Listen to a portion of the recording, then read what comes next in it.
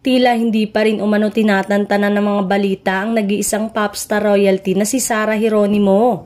Sa latest episode kasi ng Christopher Minute nitong pinag-uusapan ng tungkol sa umano'y peking balita na buntis na raw si Sarah. Kaya tuloy hindi natutuloy. Kasi nga laging ganyan. Sinasabihang nagdadalang tao na pero hindi pa pala. Nakakalungkot kung totoo lang. Saad ni showbiz columnist Christopher Min. Dahil ilang taon na rin silang nagpakasal at mag-asawa ni Mateo Guidicelli pero hanggang ngayon wala pa rin silang anak, wika niya. Dagdag pa ng showbiz columnist. Pero in time, ika nga natin, in God's perfect time, darating din dahil nako, bata pa naman sila. Payo naman ang co-host ni Christopher Min na si Romel Chica, hayaan na lang daw muna ang mag-asawa at huwag nang estresin pa. Antay-antay na lang po tayo, anya.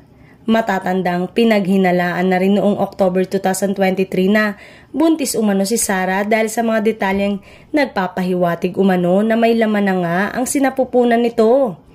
Samantalang tunay umano na hindi fake ay ang balita na nakipag-meeting umano ito sa mga bossing ng GMA Network kasama ang asawa na si Mateo.